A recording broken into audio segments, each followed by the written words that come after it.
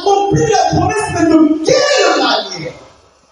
William Branham dit, quand Dieu fait la promesse, Satan se tient à côté de cette promesse pour mettre des obstacles afin d'empêcher les enfants de lui avoir accès à la promesse.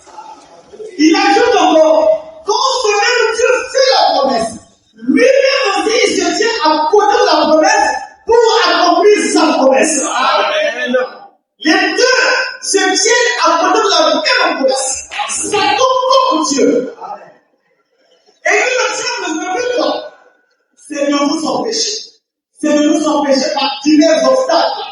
Alors, Israël a donc décidé de voyager. Partir en Canada. Le pays où coulait le lait et le miel. Regardez, le premier obstacle qu'il nous faut connaître, c'est la mer Rouge. Et quand ils sont arrivés devant la mer Rouge, il dit, c'est Dieu qui avait endurci le corps de Pharaon pour poursuivre Israël. Amen. La mer Rouge était un grand obstacle pour ce voyage. Mais comment ils vont réagir? Dans Exode 14, le verset 9 à 18 ans. Regardez comment ils vont réagir le peuple de Dieu, qui a fait la promesse. C'est ce qui se passe actuellement. N'oubliez pas que le thème de notre prédication, c'est la foi qui triomphe de tout obstacle. La Bible dit, Exode 14, 9, jusqu'au verset 18. Les Égyptiens les poursuivirent, et tous les chevaux, les chars de Pharaon, ses cavaliers et son armée, les atteignirent, conduits près de la mer, vers Pi-Hahiroth, vis-à-vis de Baal-Zephon. Pharaon approchait, les enfants d'Israël levèrent les yeux. Et voici les Égyptiens étaient en marche derrière eux. Et les enfants d'Israël eurent une grande frayeur. Première réaction, une grande frayeur. Et crièrent à l'Éternel. Ils dirent à Moïse, il n'y avait-il pas des sépulcres comme en Égypte? Sont-ils besoin de nous mener mourir au désert? Que nous as-tu fait en nous faisant sortir d'Égypte? Alléluia. Amen. Il dit à Moïse, eux qui criaient, Seigneur, délivre-nous. Seigneur, délivre-nous. Mais voilà, Dieu envoie Moïse de délivrer. Dieu envoie un obstacle. Ils ont commencé encore à insulter Moïse. Qu'est-ce que nous avons fait pour nous amener mourir dans le désert? Le verset 12. N'est-ce pas ce que nous disions en Égypte? Laisse-nous servir les Égyptiens, car nous devons mieux servir les Égyptiens que de mourir au désert. Moïse répondit au peuple, ne craignez rien, restez en place. Et regardez la délivrance que l'Éternel va vous accorder en ce moment. Car les Égyptiens que vous voyez aujourd'hui, vous ne les verrez plus. Amen. Et il ajoute, l'Éternel combattra pour vous et vous gardez le silence. L'Éternel dit à Moïse, pourquoi ces cris, c'est la lamentation? Parle au peuple d'Israël et qu'il marche. Amen. Il y aura toujours des obstacles. Premier obstacle, c'est plus facile. Hein? Derrière les Égyptiens avec les armes, devant la mer Rouge. Moïse, mais qu'est-ce que tu nous as fait? C'est ça le pays promis. Dieu a fait des miracles. Ils ont traversé la mer Rouge. Et quand ils ont regardé derrière, ils ont vu l'armée égyptienne. Et tous les soldats de Pharaon qui se sont noyés dans la mer Rouge. Il y a pris le tombeau, elle a composé un cantique, elle a chanté ce cantique, et tout Israël a dansé avec elle. Oh, des actions de grâce. À cause de son miracle. Comme si Canaan était derrière la mer Rouge. Mais ils doivent continuer à voyager. Alléluia. Alors, ils arrivèrent près du pays promis. Moïse et Aaron virent aux 12 tribus des enfants d'Israël de choisir un représentant parmi chaque tribu et de les envoyer dans le pays, l'explorer, revenir avec les informations. C'est-à-dire qu'ils ont pris 12 membres des enfants d'Israël qui représentaient chacun, chaque tribu des enfants d'Israël. Parmi lesquels, il y avait Josué et Caleb. Ils sont allés explorer le pays. Ils ont vu que ce pays était bon, était merveilleux. Tel que Dieu leur avait annoncé, c'est un pays où pourrait le lait et le miel. Mais il y avait un obstacle. C'était le fils d'Adam. C'était des géants. Et Israël paraissait comme des sauterelles devant le fils d'Adam. Alors, ils ont pris des raisins, comme on voit qu'ils étaient dans le pays, les voilà retournés à la frontière. Là où on fait Israël, ils ont fait le rapport. Quand ils ont fait le rapport, et au lieu de le faire devant Moïse, ils ont fait le rapport devant Moïse et devant tout le peuple. Moïse, il est vrai que ce pays-là, c'est un fort pays. Regardez même les pauvres et les femmes. Alléluia. Mais il y a des fils là-bas. Nous ne pouvons pas entrer là-bas. Il faut nous écraser. Et le peuple s'est mis à pleurer. Non, chapitre 14, le verset 1. Regardez la réaction du peuple. Non, 14, verset 1. La Bible dit, toute l'assemblée éleva la voix, suivez, et poussa des cris, et le peuple pleura pendant la nuit. Toute la nuit, il pleurait. Tous les enfants d'Israël hurlèrent contre Moïse et Aaron. Tout cela, et toute l'assemblée leur dit, que l'assemblée dit à Aaron Moïse, que ne sommes-nous morts dans le pays d'Égypte, ou que ne sommes-nous morts dans le désert? Pourquoi l'Éternel nous fait-il aller dans ce pays? Est-ce que vous suivez? Ce sont les mêmes réactions que nous avons aujourd'hui là. Au milieu des enfants de Dieu qui rencontrent obstacles, devant les promesses qu'ils attendent. Ils réalisent avec des opinions négatives vis-à-vis de leur Dieu. Comment un blanc, des gens qui ont vu la puissance de Dieu en Égypte, qui ont vu la mer rouge se diviser, qui ont vécu dans le désert des rois puissants, comme roi de l'argent, peuvent-ils dire au verset 3, pourquoi l'Éternel me fait-il aller dans ce pays où nous tomberons par l'épée, où nos femmes et nos petits enfants deviendront une proie? Le faut-il pas bien pour nous retourner en Égypte? Alléluia. Et il se dit l'un à l'autre, nommons un chef et retournons en Égypte. Moïse et Aaron tombèrent sur leur visage en présence de toute l'assemblée réunie des enfants d'Israël. Et parmi ceux qui avaient exploré le pays, Dieu ne montre pas les yeux. Josué, fils de Nun, et Caleb, fils de Jephthé, déchirèrent leurs vêtements et parlaient ainsi à toute l'assemblée des enfants d'Israël. Le pays que nous avons parcouru pour l'explorer est un pays très bon, excellent. Amen. Si l'Éternel nous est favorable, il nous mènera dans ce pays. Amen. Et nous le trouvera. C'est un pays où coule le lait et le miel. Seulement, ne soyez pas rebelles contre l'Éternel. Et ne craignez pas les gens de ce pays, car ils nous serviront de pâture. Ils n'ont plus d'ombrage pour les nourrir.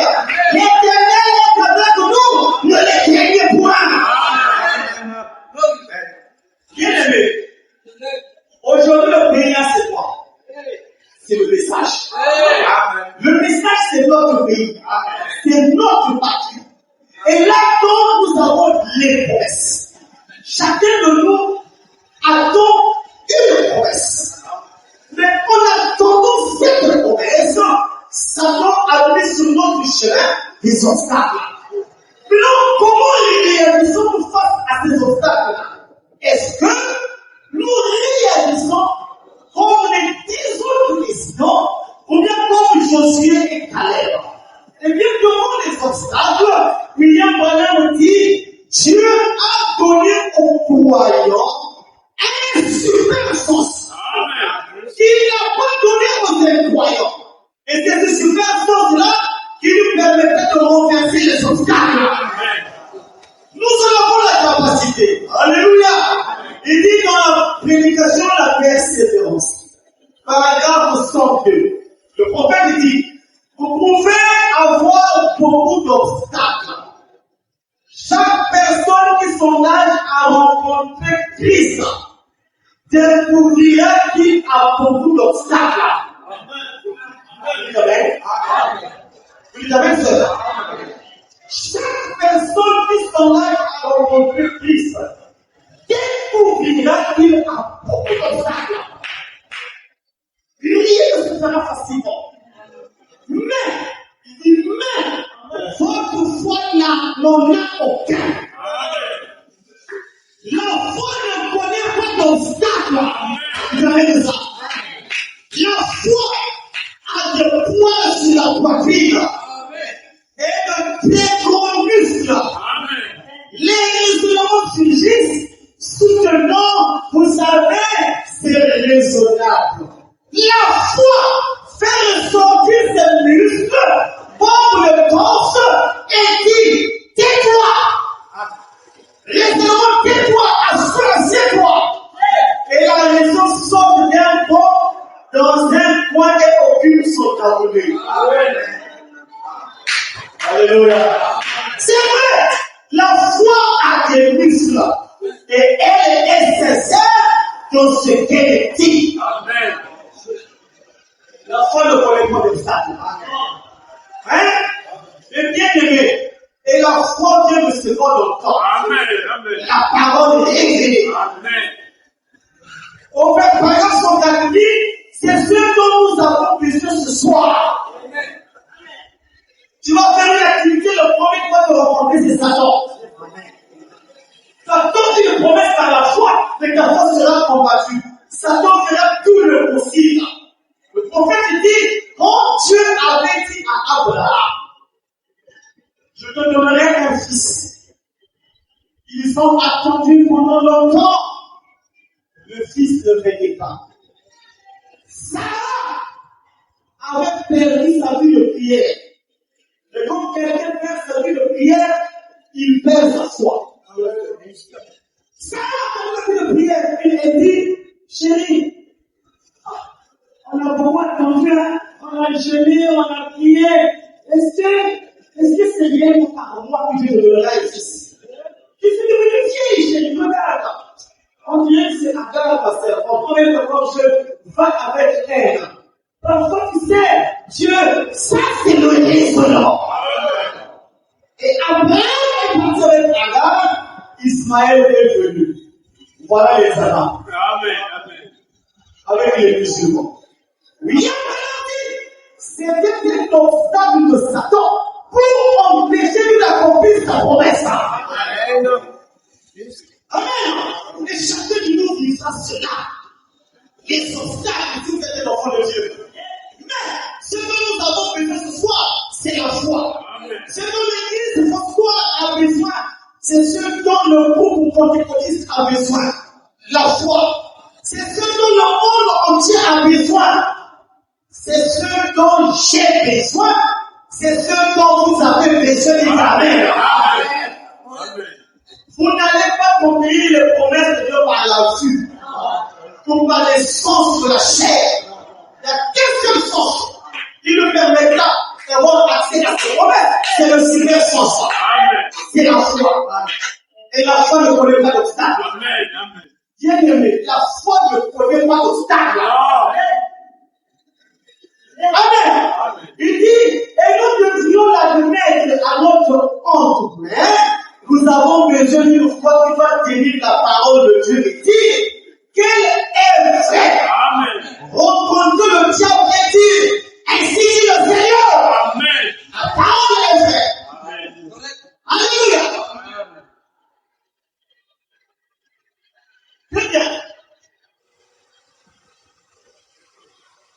106.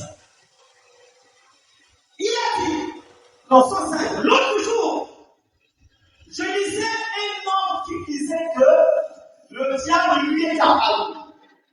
Vous suivez? Amen. Et il a ajouté, il était juste un tout petit corps de démon. Le démon, le diable qui apparaît, il est juste un petit corps de démon. Et il a fait bon. Et l'homme qui l'a vu, il a dit, j'ai écrit d'abord. J'ai écrit d'abord. Et il a dit, il a fait, ça va contre bon. L'homme a dit, j'ai écrit d'abord. Chaque fois qu'il criait, ça peut crier bon. Et je l'ai crié bon. Il dit, lui, Satan devenait grand et moi plus petit. Et il a dit, il continue à faire bon. Il a dit, je devenais plus petit tout le temps que je l'ai crié pas. Et lui, Satan devenait plus grand. Amen. Vous suivez? Qui m'a dit que Satan c'est mon serviteur? Je ne suis pas son serviteur, mais il est mon serviteur.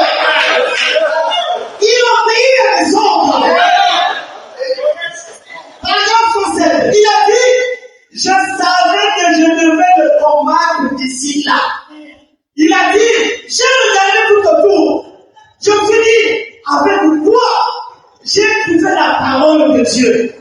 Il a dit, j'ai roulé cela dans ma main et le diable a fait bon. Et je lui ai sorti un corps. Alléluia.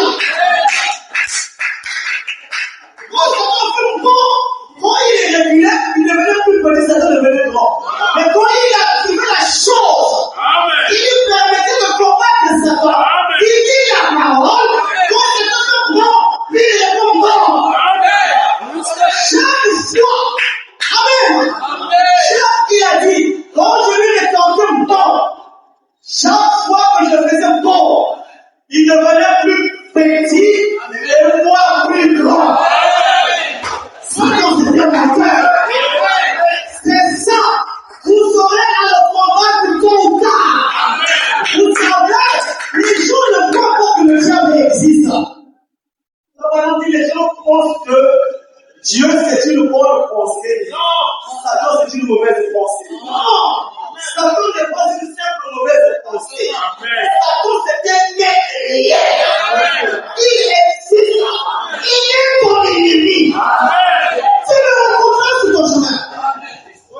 D'une manière ou d'une autre. Amen. Il dit vous le rencontrez, il existe. Rien de discuter. Quand les gens pensent que quand on est devenu chrétien, on vit directement au ciel. Non, il n'y a plus de preuves.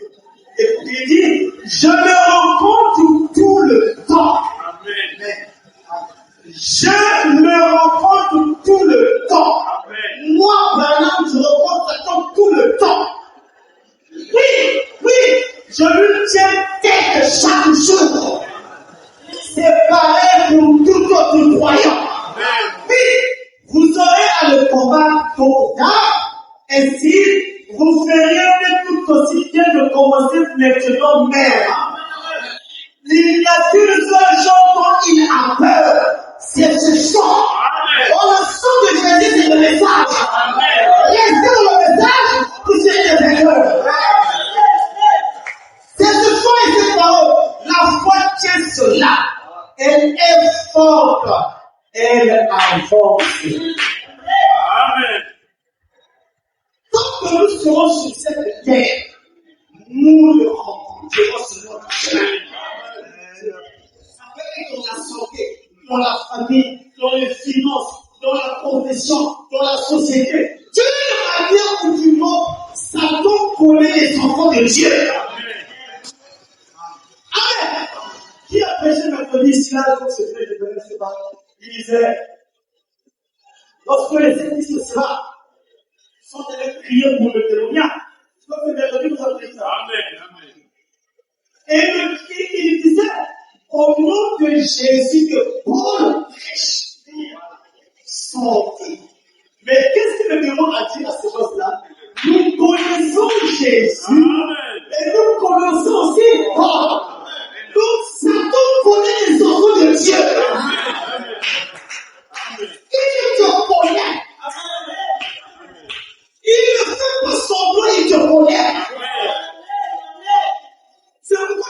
fois, lorsque je vais dans l'église catholique, chez les protestants, chez les églises de rebelles, tu n'as pas les blancs de Joie.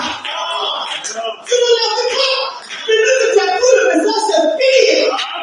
Frères et sœurs, commencez à vous consacrer davantage, vous allez voir que le diable viendra davantage. Alors dit, Dieu aime les gens qui se consacrent pour les utiliser en disciples. Et quand Dieu trouve quelqu'un qui est consacré, il ne peut dire consacré. Dieu est fier de lui. Mais quelqu'un pouvait installer les enfants. Et quand tu es tout tête là, amen. Et maintenant, les Égyptiens que vous avez vu jusqu'à vous ne les verrez plus jamais. Moïse, pourquoi c'est écrit? Moïse, quoi? Mais Seigneur, je vais parler comment? Je dis, Moïse, mais tu as quelque chose dans ta main. Oui, Seigneur, c'était un patron. Alors, mais ici, Pharaon avait suffi de séquer de ce bâton, il aurait pu se rouler ce bâton-là, c'est le type du nom de Jésus. Alors, hier, le bâton était dans la main de Moïse, mais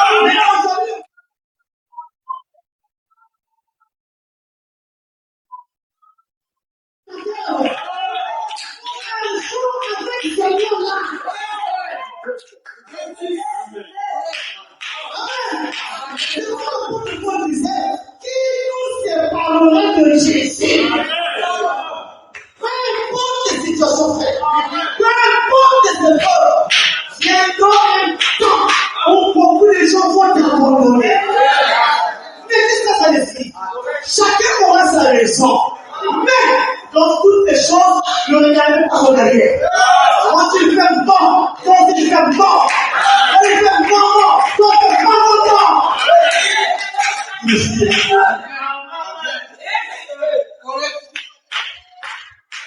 Ne dis pas que moi j'ai pris le message. Non, donc, c'est la vérité. Donc, le ciel va descendre un panier d'argent. Mon roi à l'escalier. Qui sonne vers l'escalier. Mariage vers l'escalier. Famille, c'est pas comme ça. C'est pas. Écoutez le prophète. Je vais en passer ce soir. Même qui célèbre le grand prince. Le 9 janvier, c'est pour le 7 paragraphe 187. Comment le prophète a devenu sa chrétienne? Il dit, dans cette grande bataille de foi, comme j'ai essayé de l'amener moi vivant par là, j'ai rencontré des obstacles terribles. Mais ça sort de la bouche de ce canard. C'est ce qu'il disait. Il dit, mais on connaît ce message-là. Mes précieux amis m'ont abandonné. Il fallait que je tienne tête. J'ai rencontré des obstacles terribles. Je suis allé par des chemins rudes. Cela se voit sur moi. Je suis passé par là.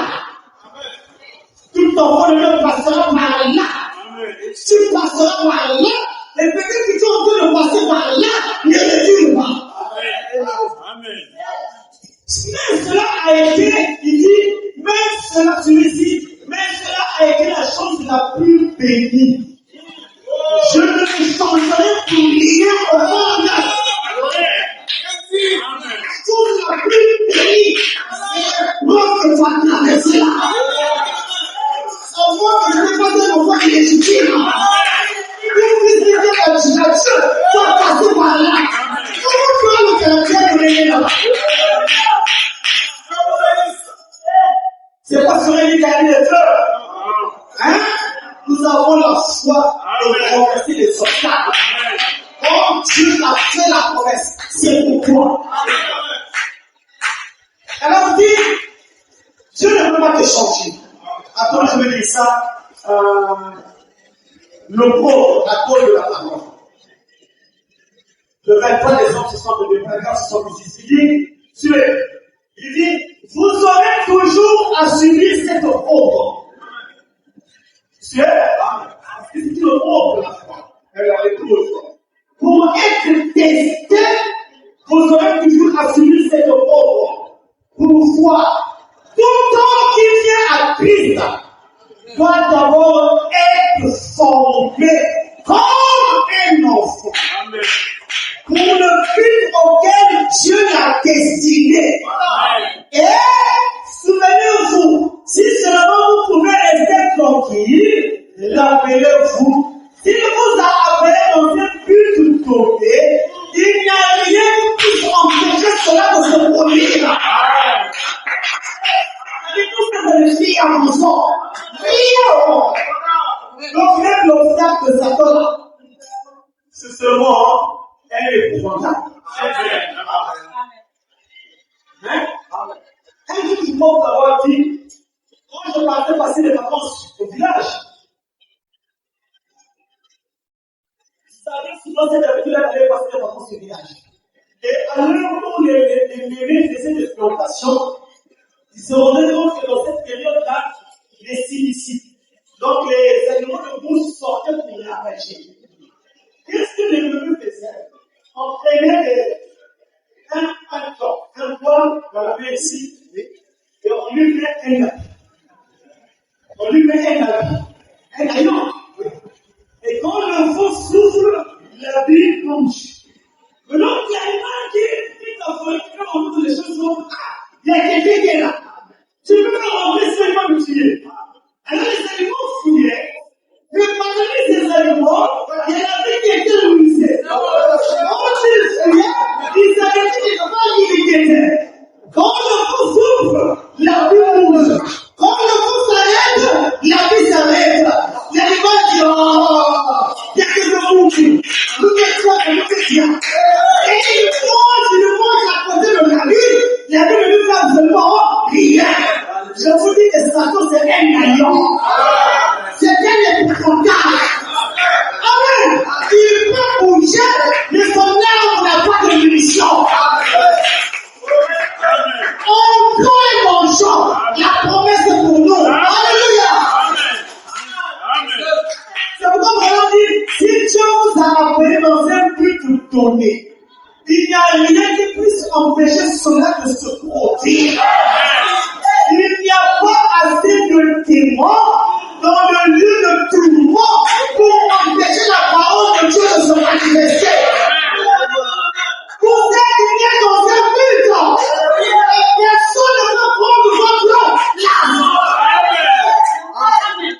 Vous aurez peut-être des imitateurs et tout le reste, mais les imitateurs ne prendront jamais votre place. La parole de Dieu triomphera, elle ne peut pas. Et si la parole ne faillit pas, c'est que mon foi aussi ne faillira jamais. Que Dieu vous bénisse. Dieu vous bénisse. N'ayez pas peur, vous êtes des enfants de Dieu. Vous avez plus un message puissant.